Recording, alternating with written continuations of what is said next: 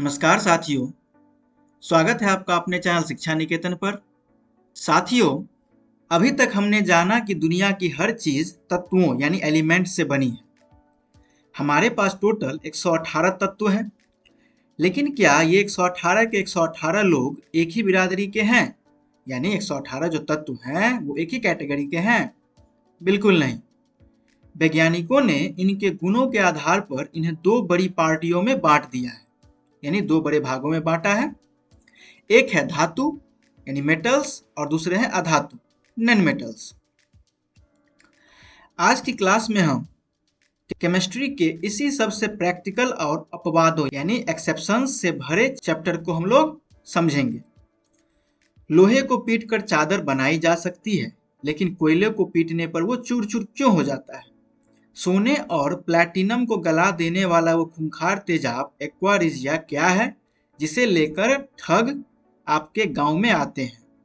और पित्तल यानी ब्रास या कांसा ब्रॉन्ज किस किस को मिलाकर बनता है? तो चलिए बिना किसी देरी के हम लोग स्टार्ट करते हैं आज का क्लास। सबसे पहले हम लोग इसके गुणों को जानते हैं, धातु और अधातु के गुणों को, यानी physical properties of metals and non metals. यानी कि धातु और अधातु में बाहर से देखने पर यानी इसका भौतिक रूप से क्या अंतर है। तो चलिए हम लोग इसे अपनी भाषा में समझते हैं। सबसे पहले है आघात वर्ध्यता यानी मेलिएबिलिटी। शब्द थोड़ा भारी है लेकिन मतलब बहुत आसान है। आघात मतलब चोट यानी मारना पीटना। जब आप धातुओं को हथौड़े से पीटेंगे तो क्या वो टूटेंगी? नहीं, वो चपटी होकर एकदम पतली चादर बन जाएंगी यानी पतली सीट। आपने काजू कतली मिठाई के ऊपर जो चमचमाता हुआ पन्ना देखा होगा, वो क्या है? वो चांदी को पीट पीट कर बनाया गया वर्क है, यानी चांदी को इतना पीटा गया है कि वो बहुत महीन पतला हो जाता है। खाना पैक करने वाला एल्युमिनियम फॉयल भी आघात वर्ध्यता का ही नतीजा है। लेकिन क्या कोयले को पीटकर चादर बना सकते हैं? नहीं, वो तो चूर चूर हो जाएगा, यानी भंगुर है वो। यानी समझ गए, धातुओं को पीट कर पतली चादर में बदला जा सकता है, लेकिन अधातु को नहीं बदला जा सकता, क्योंकि अधातु को पीटने पर वो भंगुर हो जाएगा, चूर चूर हो जाएगा, पिस जाएगा। सबसे अधिक आघातवर्ध सोना और चांदी यानी गोल्ड और सिल्वर होता है। समझ गए। दूसरा है तन्यता यानी डक्टिलिटी, यानी खींचकर लंबा तार बनाना यानी वायर बनाना। धातु को खींचकर तार बनाया जा सकता है, लेकिन अधातुओं में तन्यता नहीं होती, उसे खींचकर तार नहीं बना सकते, टूट सकता है। बीपीएससी का सबसे फेवरेट सवाल, दुनिया की सबसे ज्यादा तन्य धातु कौन सी है? तो वो है सोना, गोल्ड। आपको जानकर हैरानी होगी कि अगर आप सिर्फ 1 ग्राम सोना ले तो आप उसे खींचकर 2 किलोमीटर लंबा तार बना सकते हैं। ये पावर सिर्फ धातुओं में है। समझ गए। अगला है चालकता, कंडक्टिविटी। धातुएं बिजली और गर्मी को बहुत आसानी से पास होने देती है, इसलिए हमारे घरों के बिजली के तार तांबे यानी कॉपर के होते हैं और खाना बनाने के बर्तन एल्युमिनियम या लोहे के। लेकिन अधातु कुचालक होता है, न तो ये उष्मा का सुचालक होता है और न ही विद्युत का, ये कुचालक है, बैड कंडक्टर है। सबसे खराब चालक होता है सीसा, लीड और पारा, मरकरी। अगला है ध्वनिकता और चमक, सोनोरस एंड लस्टर। धातु टन की आवाज करते हैं, लेकिन अधातु नहीं होते, इसलिए धात्विक नहीं होते हैं, क्योंकि अधातु में टन की आवाज नहीं आती है। स्कूल की घंटी लोहे या पित्तल की क्यों होती है, लकड़ी की क्यों नहीं? क्योंकि धातुएं टकराने पर गूंजने वाली आवाज करती है, लेकिन अधातु नहीं करती है। और धातु चमकदार होते हैं, लस्ट्रस होते हैं, अधातु नहीं। समझ गए। तो धातु आघातवर्धनीय होता है, अधातु नहीं। धातु तन्य होता है, डक्टिलिटी होती है उसमें, अधातु में नहीं। धातु उष्मा और विद्युत यानी कि हीट और इलेक्ट्रिसिटी का कंडक्टर होता है, सुचालक होता है, अधातु नहीं होता है। और धातु में ध्वनिकता होती है, अधातु में नहीं। समझ गए। आगे बढ़ते हैं। अपवाद, विज्ञान के गद्दार यानी कि एक्सेप्शंस। विज्ञान के वो नियम जो हमने स्लाइड 1 में पढ़े थे, ये कुछ गद्दार यानी एक्सेप्शंस उन सारे नियमों को तोड़ देते हैं और बीपीएससी यहीं से सुपर ट्रैप बनाता है। नंबर 1 है अवस्था, स्टेट।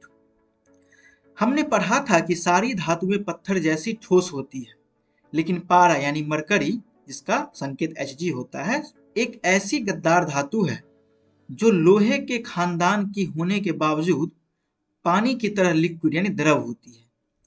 थर्मामीटर में जो चमकता है वो पारा ही है। और अगर प्रश्न पूछे कि द्रव अधातु यानी लिक्विड नॉन मेटल कौन है, तो वो है ब्रोमीन। इसे रट लीजिए। धातु पूछे तो यानी लिक्विड मेटल पूछे तो पारा यानी मरकरी, और अधातु पूछे तो ब्रोमीन। समझ गए? दूसरा नंबर है कठोरता, हार्डनेस। धातुएं बहुत कठोर होती है, लेकिन सोडियम यानी Na और पोटेशियम के ऐसे हैं कि आप इन्हें पनीर की तरह चाकू से काट सकते हैं। ये इतने ज्यादा बदतमीज और गुस्सैल यानी रिएक्टिव है कि हवा या पानी के संपर्क में आते ही इनमें बम की तरह आग लग जाती है। इसलिए इसे हमेशा केरोसिन तेल यानी मिट्टी के तेल में डुबोकर रखा जाता है। उधर अधातुएं कमजोर होती है, लेकिन कार्बन का एक रूप है हीरा, डायमंड। यह एक अधातु है, फिर भी यह दुनिया का सबसे कठोर प्राकृतिक पदार्थ है। इससे लोहे को भी काटा जा सकता है। नंबर 3 है गलनांक, मेल्टिंग पॉइंट। धातुएं जल्दी पिघलती नहीं है। लोहा 1500 डिग्री सेल्सियस पर पिघलता है, लेकिन गैलियम और सीजियम ऐसी धातुएं हैं जिन्हें आप अपनी हथेली पर भी रख ले तो आपके शरीर की गर्मी से ही वो मक्खन की तरह पिघल जाएंगी। चौथा है चालकता, कंडक्टिविटी। अधातुओं में करंट नहीं लगता जैसे प्लास्टिक, लकड़ी, लेकिन आपकी पेंसिल के अंदर जो काली लीड होती है वो ग्रेफाइट है। यह अधातु है, लेकिन इनमें भयंकर करंट लगता है। ये बिजली का सुचालक है। हम लोगों ने पढ़ा था ना, अधातु विद्युत और उष्मा का कुचालक होता है, लेकिन ग्रेफाइट एक ऐसा धातु है जो विद्युत और उष्मा दोनों का सुचालक होता है। ये भी एक्सेप्शन है, अपवाद है। और अंत में चमक, लस्टर। हम लोगों ने देखा था कि धातुओं में चमक होती है और धातुओं में चमक नहीं होती है, लेकिन आयोडीन एक ऐसी अधातु है जो हीरे की तरह चमकती है। ध्यान रखिएगा,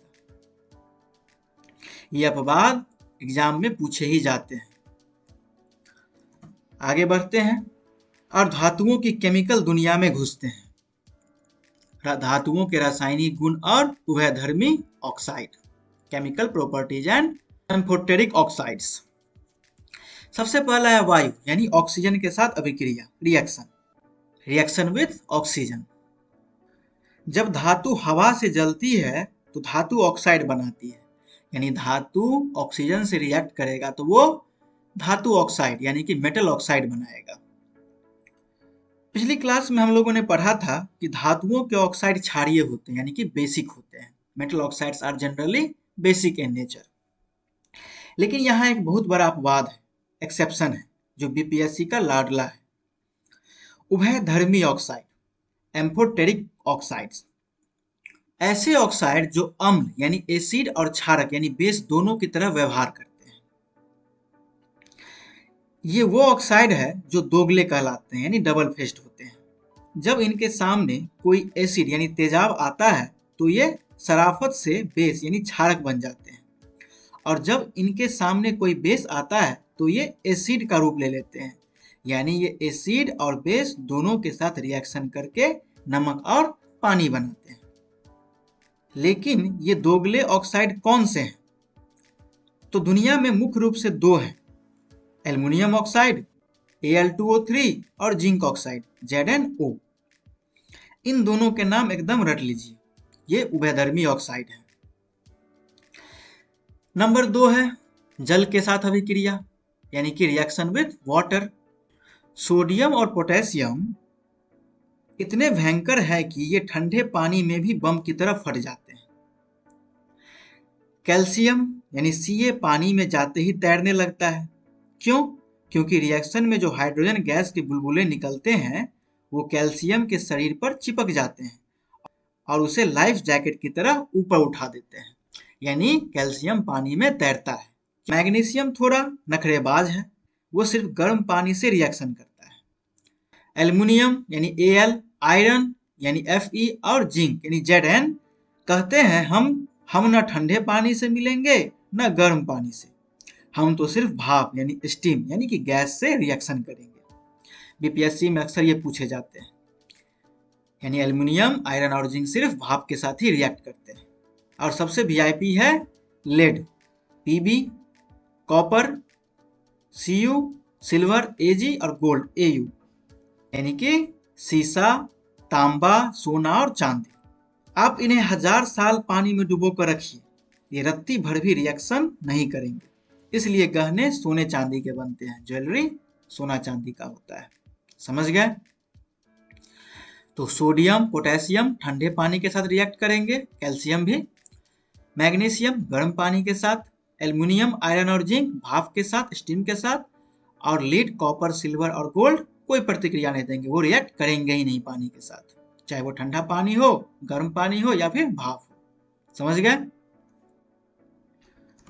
अब आ जाइए स्लाइड नंबर 4 पर। इस स्लाइड से आपके विस्थापन अभिक्रिया वाले सारे सवाल सॉल्व हो जाएंगे। हम लोगों ने पिछले क्लास में पढ़ा था ना विस्थापन अभिक्रिया, डिस्प्लेसमेंट रिएक्शन, सक्रियता श्रेणी और aqua regia, reactivity series and aqua regia. सक्रियता श्रेणी यानी कि रिएक्टिविटी सीरीज क्या है? धातुओं की गुंडागर्दी की लिस्ट, जो सबसे ऊपर है वो सबसे बड़ा गुंडा यानी सबसे ज्यादा रिएक्टिव है, जो नीचे है वो सबसे कमजोर और शरीफ है यानी कम रिएक्टिव है। तो इस सूची में सबसे ऊपर पोटेशियम है के, यानी कि ये सबसे बड़ा गुंडा है यानी सबसे ज्यादा रिएक्टिव है, ये किसी से भी रिएक्ट कर लेता है। और इस सूची में सबसे नीचे है गोल्ड एयू, जो जल्दी किसी से रिएक्ट करता ही नहीं है। इससे अक्सर बीपीएससी टीआरई में क्वेश्चंस आते ही हैं। तो हम लोग इसे याद कैसे रखें? तो ऐसे तो याद रखने में प्रॉब्लम होगी, तो चलिए एक ट्रिक देखते हैं याद करने का।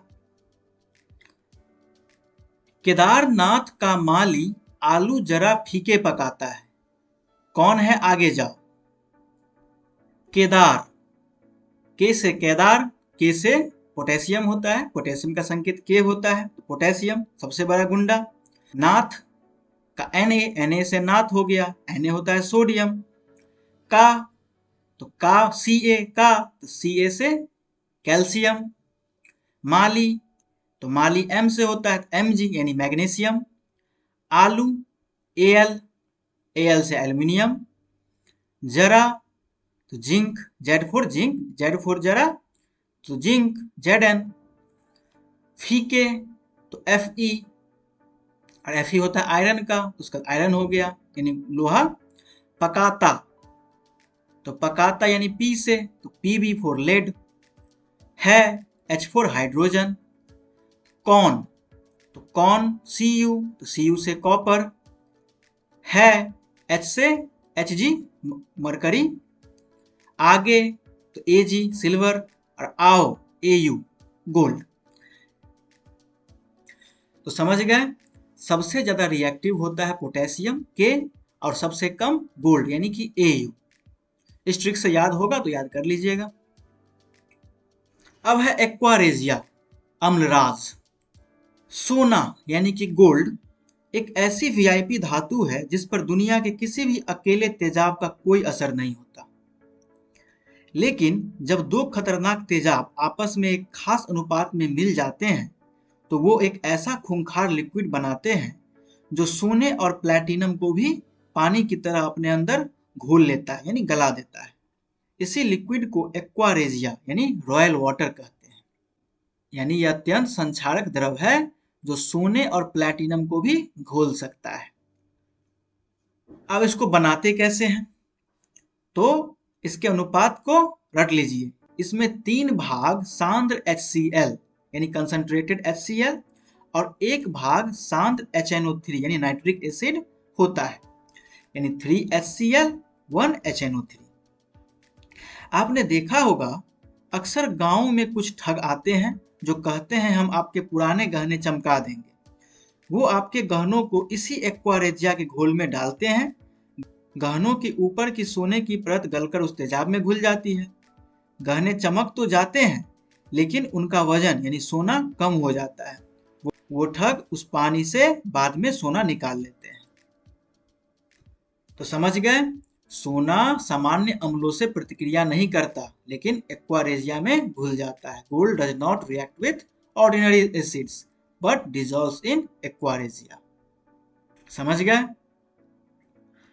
आगे बढ़ते हैं। धातु कर्म, मेटलर्जी, वर्जन और निस्तापन यानी रोस्टिंग एंड कैल्सिनेशन। इसको बहुत ही ध्यान से सुनिएगा, ये बीपीएससी का बहुत ही कंफ्यूजिंग टॉपिक है। वर्जन और निष्पादन, रोस्टिंग एंड कैल्सिनेशन। जमीन के अंदर से जो लोहा या जिंक निकलता है वो एकदम शुद्ध नहीं होता, वो मिट्टी और केमिकल्स के साथ मिक्स होता है, जिसे हम अयस्क यानी ओर कहते हैं। इस अयस्क से शुद्ध धातु निकालने की प्रक्रिया को धातु कर्म यानी कि मेटलर्जी कहते हैं। यानी जमीन से निकाले गए अशुद्ध अयस्कों से शुद्ध धातु प्राप्त करने की प्रक्रिया धातु कर्म यानी कि मेटलर्जी कहलाती है। Process of extracting pure metal from ores. ये अयस्क मुख्य रूप से दो प्रकार के होते हैं, या तो वो सल्फाइड होंगे या कार्बोनेट होंगे। हमें इन्हें सबसे पहले ऑक्साइड में बदलना होता है। इसके दो तरीके हैं, पहला है वर्जन यानी कि रोस्टिंग और दूसरा निस्तापन यानी कैल्सिनेशन। भर्जन, भ से भर्जन और भ से भट्टी में हवा के साथ भुनना। आप मूंगफली को खुली हवा यानी ऑक्सीजन में भूनते हैं, रोस्ट करते हैं ना, बिल्कुल वैसे ही जब सल्फाइड अयस्क को खुली हवा यानी ऑक्सीजन की भरपूर मात्रा में भयंकर गर्म किया जाता है तो उसे भर्जन कहते हैं यानी कि रोस्टिंग कहते हैं। दूसरा है निस्तापन, कैल्सिनेशन। इसको याद रखना और भी आसान है। इंग्लिश का शब्द देखिए कैल्सिनेशन, सी से कैल्सिनेशन और सी से कार्बोनेट, यानी यह तरीका सिर्फ कार्बोनेट अयस्कों के लिए इस्तेमाल होता है। और चूंकि कार्बोनेट CO3 के अंदर पहले से ही ऑक्सीजन मौजूद है, इसलिए इसे गर्म करते समय हमें बाहर से हवा यानी ऑक्सीजन देने की कोई जरूरत नहीं है। हवा की अनुपस्थिति या सीमित मात्रा में गर्म करने को निस्तापन कहते हैं। इन दोनों ट्रिक्स, भ से भुनना सल्फाइड और सी से कार्बोनेट, को याद रखिएगा तो कभी गलती नहीं होगी। तो रोस्टिंग सल्फाइड प्लस एयर और calcination carbonate plus no air, यानी भर्जन हवा की उपस्थिति में और निस्तापन हवा की अनुपस्थिति में होता है। समझ गए? आज की हमारी आखिरी स्लाइड है, स्लाइड नंबर 6, मिश्र धातु या एलॉय। यहां से डायरेक्ट जोड़ी बनाने वाला सवाल आता है। मिश्र धातु क्या है यानी व्हाट इज एलॉय? जब दो धातुओं को पिघलाकर आपस में पूरी तरह यानी समांगी रूप से मिक्स कर दिया जाए तो ये मिश्र धातु बनता है यानी कि एलॉय बन जाता है। ऐसा क्यों करते हैं? क्योंकि प्योर लोहा बहुत नरम होता है और उसमें तुरंत जंग लग जाती है, लेकिन अगर हम उसमें थोड़ा कार्बन, क्रोमियम और निकेल मिला दें तो वो स्टेनलेस स्टील बन जाता है। आपके घर के बर्तन इसी के बने हैं, जो लोहे से ज्यादा कठोर हैं और उनमें कभी जंग नहीं लगता। अब बीपीएससी में पूछे जाने वाले टॉप 4 एलॉय यानी कि मिश्र धातु और उसके ट्रिक्स को देखिए। पहला है पित्तल यानी कि ब्रास। ये किस किस से बनता है? तो इसका ट्रिक याद रखिएगा, पिताजी। पी से पित्तल, ता से तांबा और जी से जिंक, यानी पित्तल बराबर तांबा प्लस जिंक, यानी पित्तल, तांबा और जिंक के मिश्रण से बनता है। तो समझ गए? दूसरा है कांसा, ब्रॉन्ज। ओलंपिक में जो ब्रॉन्ज मेडल मिलता है वो बनता है तांबा यानी कॉपर और टिन यानी SN को मिलाकर, यानी कॉपर और टिन को मिलाकर ब्रॉन्ज बनता है, कांसा बनता है। तीसरा है सोल्डर। जो मोबाइल ठीक करने वाले मिस्त्री इलेक्ट्रॉनिक तारों को चिपकाने यानी वेल्डिंग के लिए पिघलाते हैं ना, वो सोल्डर होता है। ये सीसा यानी लेड, PB और टिन यानी SN से बनता है। इसका गलनांक इतना कम है कि ये आयरन सटाते ही पिघल जाता है। चौथा है अमलगम। अगर आप दुनिया की किसी भी धातु को पिघलाएं और उसमें एक हिस्सा पारा यानी मरकरी को मिला दें तो उस पूरे मिक्सर का नाम बदलकर अमलगम हो जाता है। जहां पारा है वहां अमलगम है। समझ गए? और स्टेनलेस स्टील तो पता ही है, लोहा, कार्बन, क्रोमियम और निकेल को मिला के स्टेनलेस स्टील बनता है, जो हम लोग अपने घर में यूज करते हैं बर्तन के रूप में, और इसमें जंग भी कभी नहीं लगता।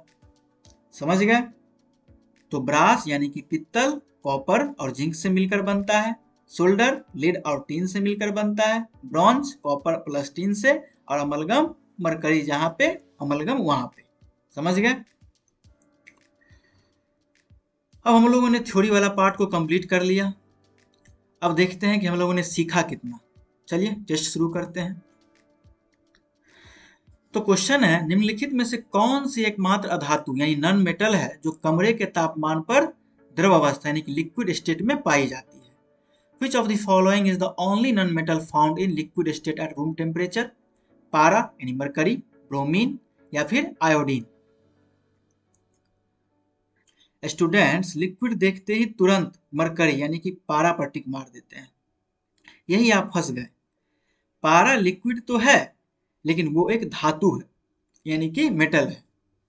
सवाल में ध्यान से पढ़िए, उसने अधातु यानी नॉन मेटल पूछा है। मैंने आपको बताया था कि लिक्विड अधातु सिर्फ एक ही है और वो है ब्रोमीन। आयोडीन तो चमकीला ठोस है, इसलिए इसका बिल्कुल सही जवाब हो जाएगा option number B, bromine. Next है, 1 ग्राम सोने यानी गोल्ड को खींचकर लगभग कितना लंबा तार बनाया जा सकता है? Approximately how long a wire can be drawn from 1 gram of gold? 200 metre, 2 kilometre या फिर 20 किलोमीटर? 1 ग्राम सोना कितना होता है? मटर के दाने से भी छोटा। लेकिन सोना दुनिया की सबसे तन यानी डक्टाइल धातु है, आप उसे खींचते जाइए वो टूटेगा नहीं। विज्ञान कहता है कि 1 ग्राम सोने से आप 2 किलोमीटर लंबा तार खींच सकते हैं, इसलिए इसका सही जवाब हो जाएगा option number B, 2 kilometre. Next है, एक्वारेजिया यानी अम्लराज किन 2 अम्लों का ताजा मिश्रण है? Aqua regia is a freshly prepared mixture of which 2 acids? सांद्र HCl और सांद्र H2SO4 यानी concentrated HCl and concentrated H2SO4 का, सांद्र HNO3 और सांद्र H2SO4 का, या फिर सांद्र HCl और सांद्र HNO3 का?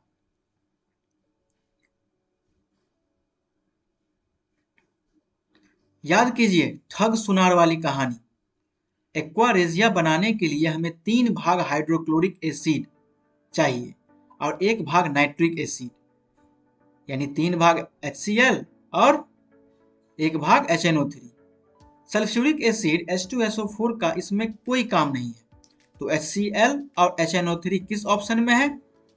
जी हाँ, सही जवाब हो जाएगा ऑप्शन नंबर सी, सांद्र HCl और सांद्र HNO3। नेक्स्ट है, पित्तल यानी ब्रास नामक मिश्र धातु किन धातुओं को मिलाकर बनाई जाती है? The alloy named brass is made by mixing which metals? तांबा और टिन, कॉपर एंड टिन, तांबा और जिंक, कॉपर एंड जिंक, या फिर सीसा और टिन, लीड एंड टिन?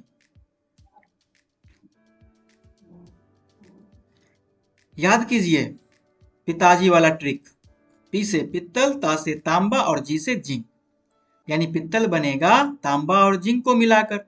तांबा और टिन से तो कांसा बनता है, ब्रॉन्ज, और सीसा और टिन से तो सोल्डर बनता है। तो हमारे पिताजी वाली ट्रिक के हिसाब से बिल्कुल सही जवाब हो जाएगा ऑप्शन नंबर बी, तांबा और जिंक। नेक्स्ट है, कौन सी धातु केवल भाप यानी स्टीम के साथ अभिक्रिया करती है? Which metal reacts only with steam? Sodium, calcium या फिर आयरन, लोहा? सोडियम तो इतना भयंकर है कि वो ठंडे पानी में भी बम की तरह फट जाता है। कैल्शियम भी ठंडे पानी से रिएक्ट करके तैरने लगता है। लेकिन जो हमारा आयरन, लोहा, एल्युमिनियम और जिंक है, ये ठंडे या गर्म पानी को भाव नहीं देते। ये तभी रिएक्शन करते हैं जब पानी भाप के रूप में होगा, इसलिए सही जवाब हो जाएगा option number C, iron. Next है, कौन सी अधातु विद्युत की सुचालक है? Which non-metal is good conductor of electricity? Iodine, graphite या फिर डायमंड? आयोडीन में तो चमक होती है, हीरा सबसे कठोर है, लेकिन उसमें भी करंट पास नहीं होता। कार्बन का वो रूप आपकी पेंसिल की लीड में पाया जाता है जिसे हम ग्रेफाइट कहते हैं, वो एक शानदार सुचालक है, अगर आप पेंसिल के दोनों तरफ से छील कर प्लग में डाल देंगे तो भयंकर शॉक लगेगा। इसलिए सही जवाब हो जाएगा option number B, graphite. Next है, सल्फाइड अयस्कों को वायु में गर्म करके ऑक्साइड में बदलने की प्रक्रिया क्या कहलाती है? The process of converting sulphide ores into oxides by heating in excess air is called निस्तापन, कैल्सिनेशन, भर्जन, रोस्टिंग या फिर अपचयन, रिडक्शन। याद कीजिए मेरी वो भ और सी वाली देसी ट्रिक।